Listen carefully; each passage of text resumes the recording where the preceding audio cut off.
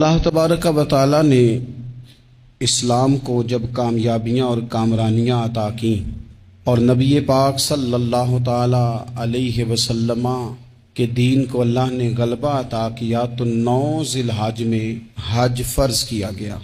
حج اس سے پہلے بھی کیا جاتا تھا، پرانی شریعتوں میں بھی حضرت ابراہیم علیہ السلام کے طریقے پر حج ہوتا تھا۔ پھر کفار مکہ نے، قریش مکہ نے اس میں کچھ غلط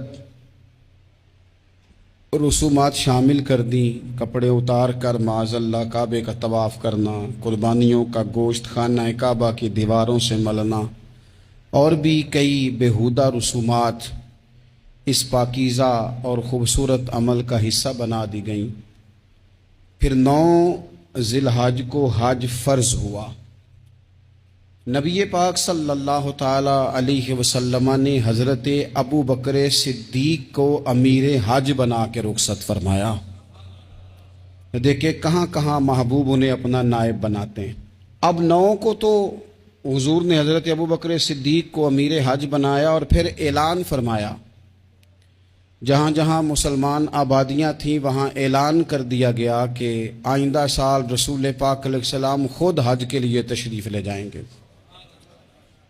اب ایک بڑی تعداد مسلمانوں کی جمع ہونے لگی۔ ذی قعدہ کے آخری ایام میں ہزاروں کی تعداد میں لوگ مدینہ شریف میں جمع ہو گئے۔ ظہر کی نماز کی ادائیگی کے بعد سیرت نگار کہتے ہیں کہ 28 ذی قعدہ تھی، نبی پاک علیہ السلام ظہر پڑھ کے حج کے لیے نکلے، اور جہاں آج ذوالحلیفہ ہے، ابیار علی جس جگہ کو کہتے ہیں، میقات مدینہ بھی کہا جاتا ہے، وہاں اللہ کے محبوب نے پہلے رات گزاری۔ وہیں پہ نبی پاک صلی اللہ تعالیٰ علیہ وسلم نے احرام باندھا، حضور تشریف لے گئے۔ یہ حج قران تھا۔ نبی پاک صلی اللہ تعالیٰ علیہ وآلہ وسلم کے ساتھ اس طرح لوگ امڑ کے آئے، جہاں جہاں سے لوگ تھے مسلمان وہ سارے جمع ہوئے حضور کے ساتھ اللہ کی بارگاہ میں حاضر ہونے کے لیے۔ 1,40,000 صحابہ، یہ ایک ہی دفعہ صحابہ کا اتنا بڑا مجمع جمع ہوا ہے، ایک ہی دفعہ۔ اور حضور علیہ السلام کی خواہش تھی کہ یہ سارے لوگ وہاں پہنچیں۔ محبوب کریم علیہ السلام 4 ذی الحج کو حضور علیہ السلام نے طواف کیا، صفا مروہ کیا، احرام نہیں کھولا، قربانیاں ساتھ تھیں، چونکہ یہ حج قران تھا۔ اللہ کے رسول صلی اللہ تعالیٰ علیہ وآلہ وسلم نے پھر 8 ذی الحج کو ظہر کی نماز جا کے منا کے میدان میں ادا کی۔ 9 ذی الحج کو مسجد نمرہ کے پاس کوہ صبیر پر جب سورج کی کرنیں چمکیں، قربان جائیں کیا نظارہ ہوگا۔ لبیک لبیک کی صدا آ رہی ہے، دے کون رہے ہیں؟ مدینے والے محبوب صلی اللہ علیہ وسلم۔ حضور اس لشکر حسن کو لے کر، اس نور بھرے قافلے کو لے کے، یہ کون ہیں جو حضور کے ساتھ سارے نکلے ہیں؟ یہ کون ہیں سارے؟ یہ وہ فیروز بخت سعادت مند لوگ ہیں کہ ان میں سے جس نے ایک دفعہ بھی ایمان کی حالت میں حضور کو دیکھا اور پھر خاتمہ بالخیر بالایمان کے ساتھ دنیا سے رخصت ہوئے، یہ وہ لوگ ہیں کہ ولی اگر 60 سال بھی سارا دن روزہ رکھے، ساری رات نفل پڑھے، ہر برائی سے بچے، لیکن پھر بھی کسی صحابی کے قدموں کی خاک تک کو نہیں پہنچ سکتا۔ اور صحابی زیارت سے بنتا ہے، ولی عبادت سے بنتے ہیں۔ نبی پاک صلی اللہ تعالیٰ علیہ وسلم کے وہ سارے صحابہ کون ہیں؟ الصحابہ النجوم، یہ حضور کی چاروں جانب یہ چمک رہے ہیں، انہیں خود میرے نبی پاک نے ستارے فرمایا ہے۔ ایک سمت علی، ایک سمت عمر، صدیق ادھر، عثمان ادھر۔ ان جگمگ جگمگ تاروں میں بھلا مہتاب کا عالم کیا ہوگا؟ اور ہر کوئی فدا ہے بن دیکھے تو پھر دیدار کا عالم کیا ہوگا؟ تو نبی پاک صلی اللہ علیہ وسلم نے یہ وہ موقع تھا، 9 ذی الحج میدان عرفات، حضور صلی اللہ علیہ وسلم نے ظہر کی نماز ادا فرمائی، اور پھر کچھ توقف کے بعد حضور کے لیے اونٹنی پر کجاوا سجایا گیا، हुजूर अपनी कुस्वा नामी ऊँटनी पर सवार हुए, मेरे महबूब ने खुतबा देने का इरादा फरमाया। रब करीम ने इरशाद फरमाया, अल यौम अकमलतु लकुम दीनकुम, आज मैंने तुम्हारे लिए तुम्हारा दीन मुकम्मल कर दिया है। मुकम्मल हो गया दीन, इसके बाद कोई और दीन नहीं आएगा। इस आयत ने बता दिया कि हुजूर आखिरी नबी हैं, दीन मुकम्मल हो गया। अब किसी और पैगंबर की, रसूल की, दीन की, किताब की ज़रूरत बाकी। आज मैंने तुम्हारे लिए तुम्हारा दीन मुकम्मल कर दिया। और क्या खूबसूरत लफ्ज़ हैं कुरान पाक में, फरमाया व अतममतु अलैकुम नेमती, और आज मैंने तुम पर अपनी नेमतें तमाम कर दी हैं, नेमतें मुकम्मल कर दी। व रदीतु लकुमुल इस्लाम दीना, और अल्लाह फरमाते हैं मैंने तुम्हारे लिए दीन इस्लाम को पसंद किया है, ये मेरी रिज़ा है, ये दीन इस्लाम तुम्हारे लिए पसंद किया है। कोई बंदा सारी ज़िंदगी मखलूक की खिदमत करे, सारी ज़िंदगी रस्तों से कांटे उठाए, सारी ज़िंदगी खैर का काम करे, किसी को तकलीफ़ ना दे, लेकिन अगर मुसलमान नहीं ना, अगर कलमा नहीं ना पढ़ता, तो उसकी सारी उम्र की खैर भी किसी काम की नहीं।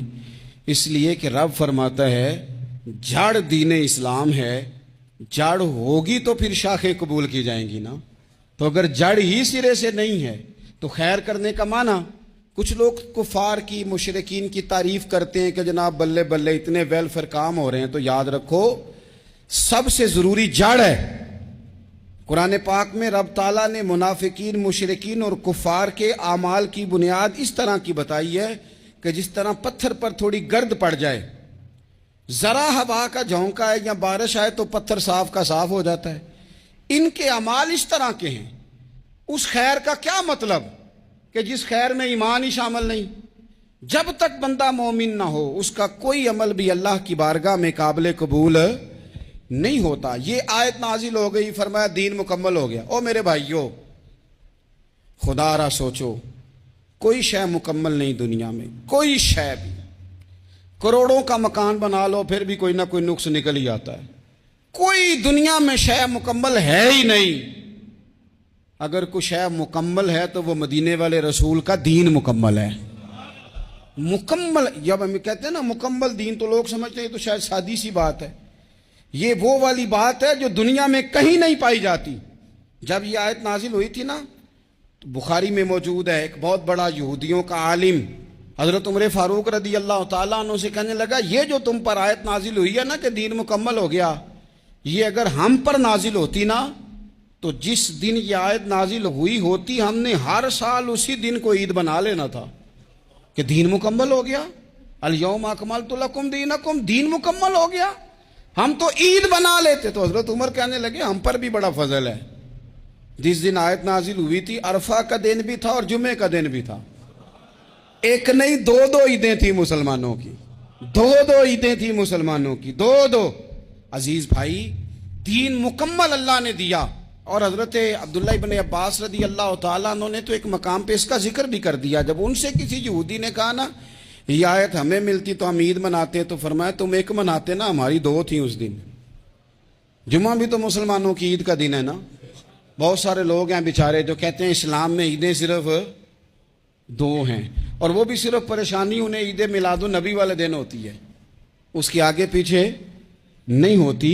हालांकि नबी पाक अलैहिस्सलाम ने कहा हर जुमा भी ईद है, खुद हुजूर ने फरमाया, लेकिन वो अड़ जाते हैं कि नहीं ईदें सिर्फ दो ही हैं। भाई आप ये कह सकते हैं कि इस्लाम की मारूफ ईदें दो हैं, अपने माना और मफहूम के लिहाज से जिसको यौम ईद कहा जाए वो ईदें दो हैं।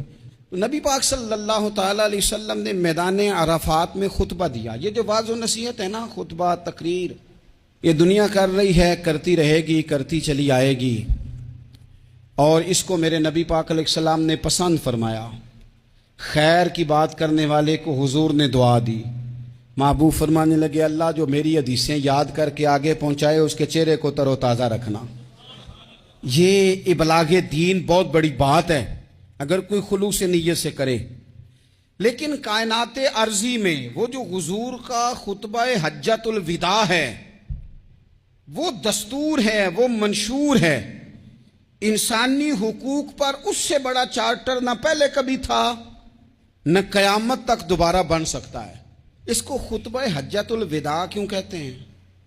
ایک تو مطلب یہ کہ حضور نے یہی آخری حج کیا، اور دوسری بات یہ تھی کہ اس خطبے کے تھوڑے ہی عرصے بعد میرے نبی پاک نے وصال ظاہری فرمایا، اور اس خطبے کو رسول پاک صلی اللہ تعالی علیہ وسلم نے شروع کہاں سے فرمایا؟